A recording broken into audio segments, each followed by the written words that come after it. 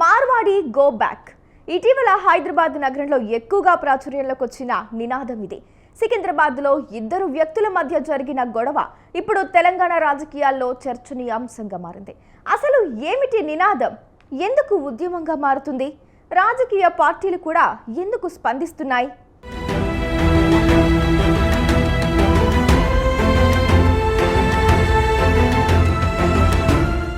ఏ వ్యక్తి అయినా ఏ ప్రాంతమైనా తన అస్తిత్వం కోల్పోయానని భావించినప్పుడు ఎదురు తిరగడం సహజం. పరిస్థితులకు ఎదురొడ్డి పోరాటం చేసేందుకు సిద్ధపడతారు.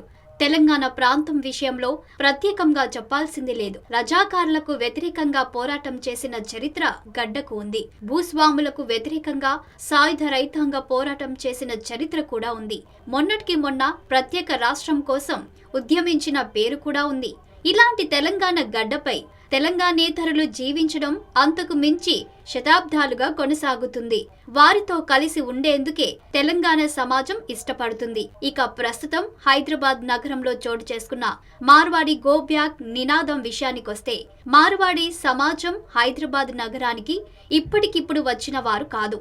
హైదరాబాద్లోని బేగం బజార్, సికింద్రాబాద్లోని జనరల్ బజార్ కొన్ని దశాబ్దాలుగా ఈ మార్వాడి సమాజానికి వ్యాపార కేంద్రాలుగా వర్ధిల్లుతున్న ప్రాంతాలు.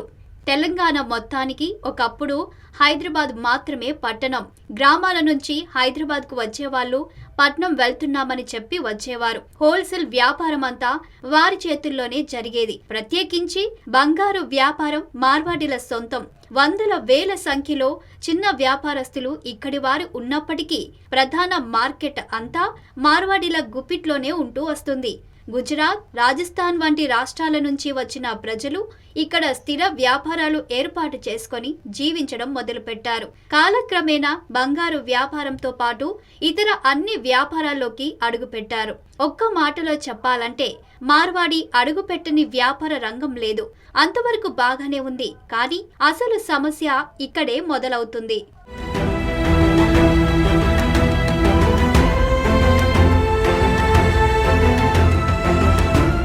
వ్యాపారాలు చేసుకున్నంత కాలం స్థానికులతో వారికి ఎలాంటి ఇబ్బందులు తలెత్తలేదు. భవిష్యత్తులోనూ తలెత్తే పరిస్థితి ఉండదు. కానీ వారి వ్యాపారం వృద్ధి చెందుతున్న క్రమంలో ఆ వ్యాపారాల్లో పనిచేసే వాళ్లను కూడా గుజరాత్, రాజస్థాన్ రాష్ట్రాల నుంచి తీసుకురావడం మొదలుపెట్టారు.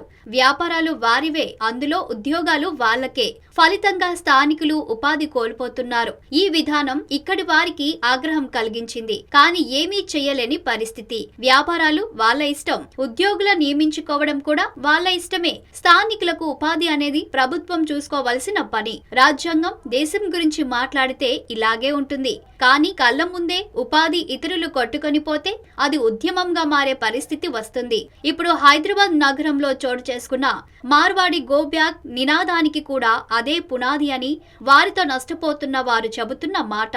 మార్వాడీలు తెలంగాణలో వ్యాపారం చేసుకోవడానికి తాము వ్యతిరేకం కాదని, అదే సమయంలో వ్యాపారం పేరిట తమ అస్తిత్వాన్ని దెబ్బతీస్తే చూస్తూ ఊరుకునేది లేదనేది మార్వాడి గో బ్యాక్ నినాదం ఇచ్చిన వారు చెబుతున్న మాట.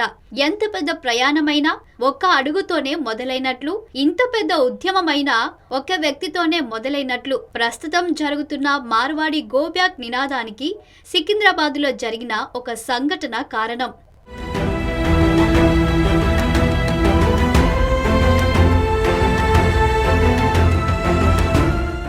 మార్వాడి గో బ్యాక్ నినాదం తీసుకొచ్చిన వారు చెబుతున్న ప్రకారం రోడ్డుపై అడ్డంగా పార్కు చేసిన వాహనాన్ని పక్కకు జరపాల్సిందిగా చెప్పిన వ్యక్తిని కులం పేరుతో దూషించి విపరీతంగా కొట్టారు మార్వాడీలు. విషయం తెలిసి అడిగేందుకు వచ్చిన మరో వ్యక్తిని కూడా అదే విధంగా కొట్టారు. మూడో వ్యక్తి వచ్చినప్పటికీ అతన్ని కూడా కొట్టారు. కొట్టడమే కాదు, కుల దూషణ చేశారు. ఇది బాధితుల ఆగ్రహానికి కారణమైంది. మార్వాడీలు తమ వద్ద ఉన్న ఆర్థిక బలంతోనే ఇలా రెచ్చిపోయారని మార్వాడి గో బ్యాక్ నినాదం తెరపైకి తెచ్చారు. ఇద్దరి మధ్య సికింద్రాబాద్ లో మొదలైన వివాదం కాస్త ఇప్పుడు రెండు ప్రాంతాల మధ్య వివాదంగా మారే పరిస్థితి కనిపిస్తుంది. స్థానికులు, స్థానికేతరులు అనే నినాదం బలంగా వినబడుతుంది.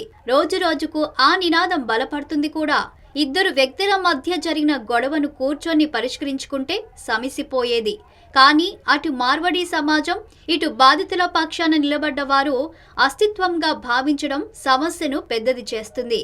హైదరాబాద్లో అది ఒక ఉద్యమ రూపే తీసుకునే పరిస్థితి కనిపిస్తుంది. ఆమనగల్లో స్థానిక వ్యాపారులంతా కలిసి మార్వాడి గో బ్యాక్ నినాదాన్ని బలంగా తీసుకెళ్లేందుకు బంద్కు కూడా పిలుపునిచ్చారు.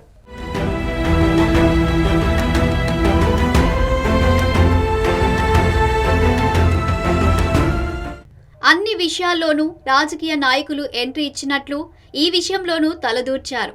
కేంద్ర మంత్రి బండి సంజయ్, పీసీసీ అధ్యక్షుడు మహేష్ కుమార్ గౌడ్ మార్వాడీలకు మద్దతుగా మాట్లాడారు. హిందూ సమాజాన్ని చీల్చే కుట్ర జరుగుతుందని కేంద్ర మంత్రి బండి సంజయ్ ఆరోపించారు. కమ్యూనిస్టులు, కాంగ్రెస్, ఎంఐఎం పార్టీలు కలిసి ఆడుతున్న నాటకంగా ఆయన చెప్పారు. హైదరాబాద్ లో ప్రత్యేకించి పాత బస్తీలో 1,00,000కు పైగా మంది రోహింగ్యాలు అక్రమంగా నివాసముంటున్నారని, వారి విషయంలో మాట్లాడని వారు వ్యాపారాలు చేసుకున్న గుజరాతీలు, రాజస్థానీల గురించి మాట్లాడడం సరికాదన్నారు. హిందూ సమాజాన్ని చీల్చే కుట్రలో భాగంగానే ఇది జరుగుతుందని ఆరోపించారు. గుజరాతీలు హిందూ ధర్మాన్ని, సనాతన ధర్మాన్ని కాపాడే వ్యక్తులు కాబట్టి వాళ్ళందరూ భారతీయ జనతా పార్టీకి అనుకూలంగా ఉంటారు, హిందూ ధర్మానికి అనుకూలంగా ఉంటారని చెప్పి ఒక ప్లాన్ ప్రకారం ఇదంతా జరుగుతున్నది. ఇలా గుజరాతీలు ఈ సంపద దోచుకొని రాలే, అధికారం కోసం ఇలా వస్తలేరు.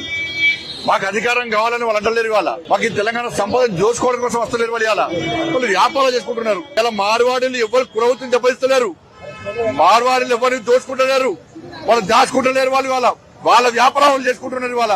ఇక ఇదే విషయమై స్పందించిన పీసీసీ అధ్యక్షుడు మహేష్ కుమార్ గౌడ్, ఉమ్మడి ఆంధ్రప్రదేశ్లోనూ రాష్ట్ర విభజన తర్వాత తెలంగాణలోనూ అభివృద్ధిలో మార్వాడీల పాత్ర మరవలేనిదని చెప్పారు. దశాబ్దాలుగా వారంతా ఇక్కడి ప్రజలతో మమేకమై జీవిస్తున్నారని, వాళ్ళని వెళ్లిపోమనడం సరికాదని సూచించారు.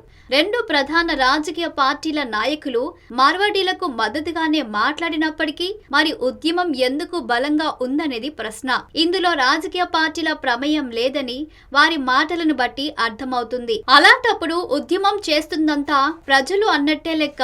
కానీ మార్వాడి గో బ్యాక్ ఉద్యమం ఒక స్పాన్సర్డ్ ప్రోగ్రామ్ గా మరికొంతమంది చెబుతున్నారు. ప్రస్తుతం తెలంగాణలో బీసీ ఉద్యమం బలంగా నడుస్తోంది.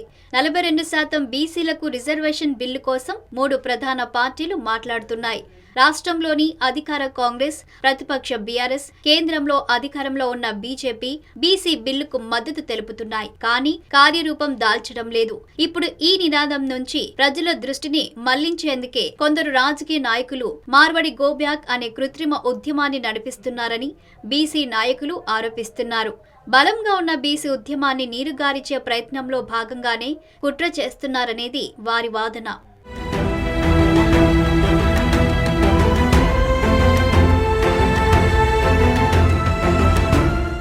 కేంద్ర మంత్రి బండి సంజయ్ ఆరోపిస్తున్నట్లు ఇది హిందూ సమాజాన్ని చీల్చే కుట్ర జరుగుతుందా, లేక బీసీ నాయకులు చెబుతున్న ప్రకారం బీసీ ఉద్యమాన్ని నీరుగార్చే ప్రయత్నం జరుగుతుందా? ప్రజలు తమ అస్తిత్వం కోల్పోయామని భావించి నిజంగానే మార్వాడి గో బ్యాక్ నినాదం తీసుకొచ్చారా? అర్థం కాని పరిస్థితి. ఎవరి వాదనకు వారు బలం చేకూర్చుకునే విధంగా మార్వాడి గో బ్యాక్ నినాదాన్ని వాడుకుంటున్నారు. 2 వ్యక్తుల మధ్యలో మొదలైన గొడవ ఇప్పుడు పెద్ద నినాదంగా మారింది. ఇంతటితో ఈ సమస్య ఇక్కడే ఆగిపోతుందా, లేక ఉద్యమంగా మారి మరింత పెద్దదవుతుందా? కాలమే చెప్పాలి.